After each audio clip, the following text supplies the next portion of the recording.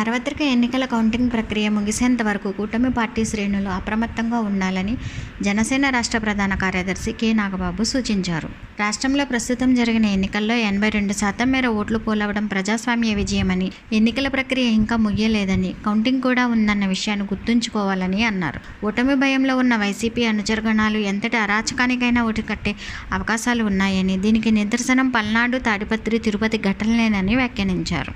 MLA Pinnelli అనుచర వర్గం ఇళ్లలో పెట్రోల్ బాంబులు దొరికాయని, దీన్ని బట్టి ఏ స్థాయిలో ప్రమాదం ఉందో ప్రజలు, పార్టీ శ్రేణులు గమనించాలని సూచించారు. స్ట్రాంగ్ రూమ్ వద్ద భద్రత కట్టుదిట్టం ఉండాలని కేంద్ర ఎన్నికల సంఘం 4 అంచెల భద్రతా ఏర్పాట్లు చేసినప్పటికీ కూటమి శ్రేణులు నిరంతరం పహారా ఉండాలని కోరారు. స్ట్రాంగ్ రూమ్స్ వద్ద కాపలా కాసే అవకాశాన్ని కూడా ఎన్నికల కమిషన్ ఇచ్చిందని, దీన్ని తేలిగ్గా తీసుకోకుండా అందరూ జాగ్రత్తగా వ్యవహరించాలని కోరారు. సీఎం జగన్కు డొనాల్డ్ ట్రంప్ లక్షణాలు వచ్చాయని, ఓటమి అర్థమవుతున్న ట్రంప్ లాగా నేనే గెలుస్తా అంటూ ప్రచారం మొదలుపెట్టారంటూ విమర్శించారు.